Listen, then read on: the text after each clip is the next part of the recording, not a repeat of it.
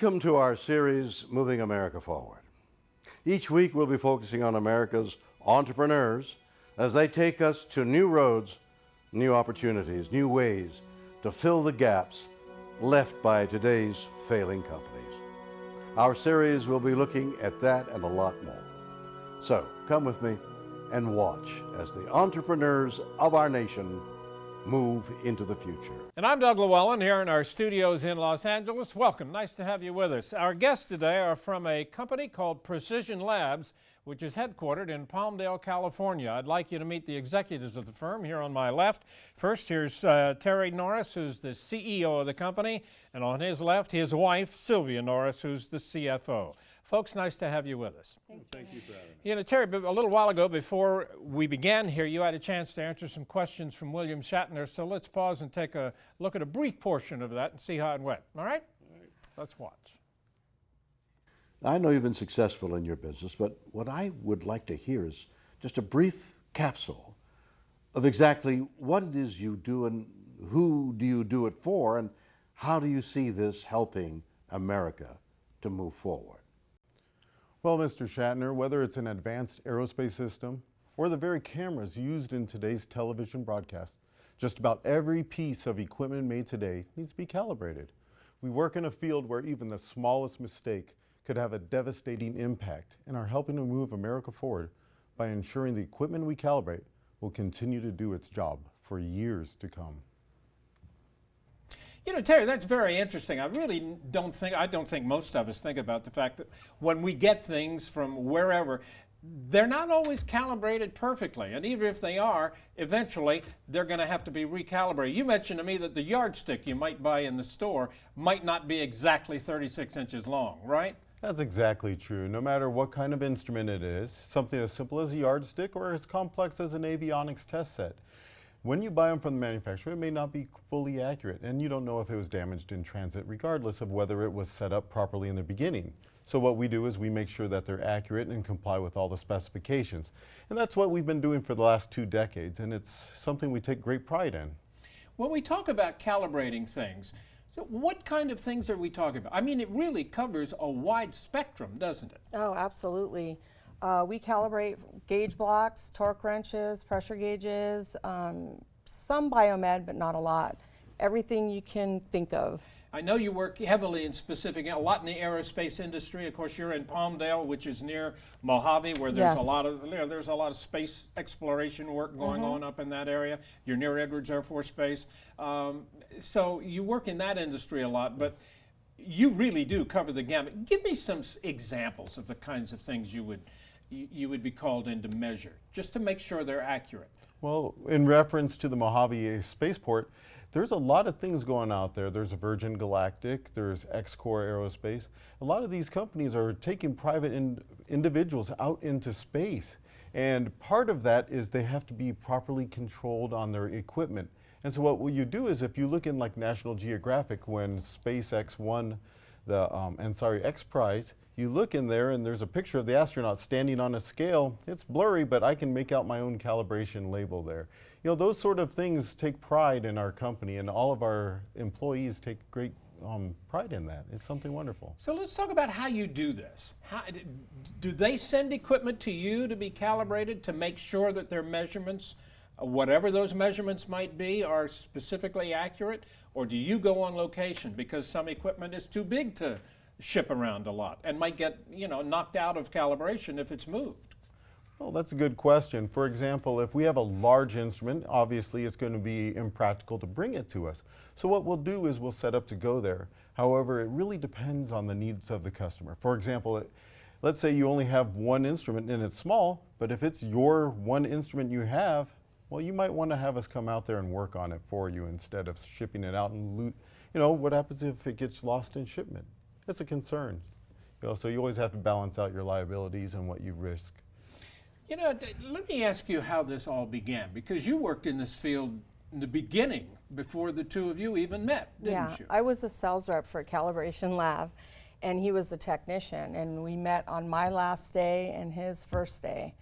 And we decided to start our own company. You ended up getting married, I should point Yes. out. Yeah, okay. 20 years later, we're still going strong, and it's been really a great experience. I'm prompted to ask if you guys have a lot of competition. Is this a field where there are a lot of companies that do what you do? Because most people are unaware of it, just totally unaware of this kind of thing. Well, our industry is really a little bit misunderstood. For example, if I say calibration to someone, they go, well, what does that mean? I always have to start out explaining what it is. But yes, we do have a good number of competition, but we're not worried about that because the quality of work that we do and the customer service that we provide far exceeds what is the industry norm. So we're able to take care of our customers in a much better fashion than any of our competitors do. I know you work with a lot of sexy things, so to speak. I mean, you work with instruments that are, involved in space exploration. They work on, equipment that goes on the spaceship. I was going to say the Enterprise or the Explorer or whatever. But, I mean, it's that kind of thing. Tell me some of the technical things. How technical does it get? Well, it could get very technical. When you're talking about having to worry about the coefficient of thermal expansion of metal, for example, what I'm talking about is just touching something for just even a brief time with your hands, the heat from your hand will make it grow several millionths of an inch. You have to watch out for those things.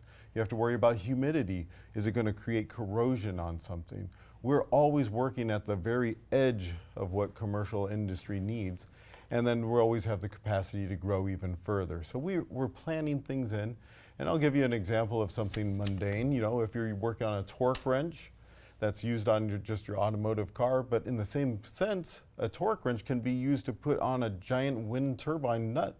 So there's a large range of things. It can be from something putting on a little instrument. It varies so vastly. I just love the great depth of equipment we get to work on. And the other question is, how do you do it? He's the technical expert here. Explain to me how this work is done. Well, the way we do it, we have a lot of detailed procedures, but I'm going to boil it down really simple. You get the equipment into your facility. Once it's in your facility, then you have to worry about compensating it thermally. So that means get it into the laboratory, stabilize it, so that you can work on it because they're all at specified temperatures. And then once it's in there long enough, then let's say if it's something like a micrometer, and a micrometer is something for just measuring small distances, usually to a 10,000th of an inch. Well, a 10,000th of an inch is 100 millionths of an inch. So you have to have a little extra concern about things. And you have to worry about dust. You have to worry about, is this flat to several millionths of an inch? There's a lot of little concerns, but all of our technicians are trained to handle all these concerns properly. And Silvia, I didn't want to mention, but I mean, you work for a wide range of clients. And we were talking about Fortune 500 giants whose names everybody knows. That's so right. it's a wide spectrum of clients that really you do this kind of work for. Yeah. The interesting thing, I think, that what you do, and if the work you do isn't right, the impact can be really pretty hazardous on the other end. Isn't that right? Oh, yes. Absolutely. You want to take that, Sylvia? Well, let's just say if you're manufacturing something for an airplane, calibration and manufacturing go hand in hand. You can't do one without the other. And you don't want to be flying on a plane and something goes wrong because they didn't calibrate the tool that manufactured that plane. So that's kind of simplifies it. Another thing. I know you went to Canada recently. You're working on a project, and you do go other places. Tell me about that. Either one of you. Terry? All right. Well, let's talk about Montreal, Canada, where Mr. Shatner's from. For example, we went there to work on an air mask fitting test device, and this is involving minute flows of air, so minute that sometimes you wouldn't even consider it. What happens is when a pilot is at altitude, they have to worry about, let's say, if my mask has a proper seal and stuff like that. You have to understand not just the instrumentation, but the purpose of what you're testing. And that's what our specialty is. The customer researched around, found that they weren't able to find anyone that could handle their time deadlines and accuracy requirements. And we were able to do everything and make the customer extremely happy in the end. So that's very good. How big is your staff?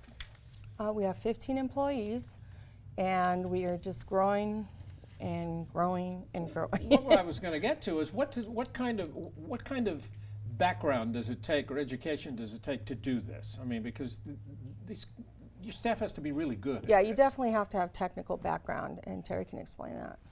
Yes. Well, in the military, that's what I did. I learned from the test measurement, diagnostics, equipment, repairman schools. And then from there, you go to the calibration school. So it's a lot of schooling. But during that time, I kept all my notes, and I'm love all of my education. So what I was able to do is when I hire a new employee, I make sure that they have appropriate education. Usually I'll go for an associate's degree in electrical engineering or something like that. Okay. And then what I'll do from there is I train them. I train them from the ground up. They have to know all their formulas though. Well, you know, not only do you do interesting work, obviously your facility is also quite interesting. But I understand it is the first commercial building in the Antelope Valley to be considered net zero. Yes. I don't even know what that means. What does it mean? I'll take that one if you don't mind. It's a mouthful Sure. of words that basically, I'm going to boil it down, is our company generates more electricity than it uses. Now, it's a lot more than just throwing a bunch of solar cells on the roof. What we did was, a part of our planning and our management review process, we looked at different processes for what, for example, this year's what World Metrology Day was. And it had to do with energy measurements. So from there, we just started planning things. And after a while, if you plan things properly, it grows into something great, and that's what we did. We accomplished something where it helps save the environment by, saving energy. And what it does is we use less electricity than we generate in the end. But it's a lot more like changing light bulbs to LEDs and so on and so forth. It's very complex. Yeah, well, you're to be congratulated for that, and I know Thank you. there's been a lot of talk about that, so that's a big benefit for you. Listen, benefit for you.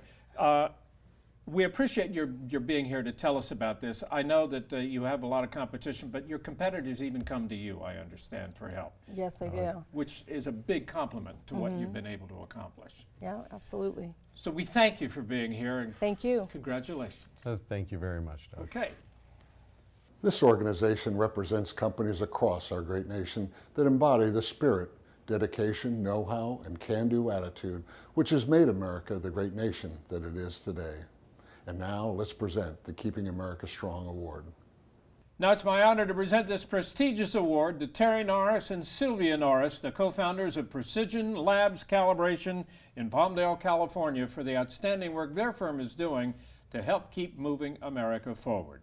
Folks, it's a great pleasure to hand this to you. Congratulations. Thank you very much, Doug. On behalf of Precision Labs, our entire team and our staff, we'd like to thank you and Mr. Shatner for offering this award to us and presenting it. Thank you so very much. Thank you very much. You're very welcome. That's it for another edition of Moving America Forward. I'm Bert Tenzer. Join us again as we continue to bring you the entrepreneurs who move America forward. I'm William Shatner, and for all of us at Moving America Forward, thanks for watching.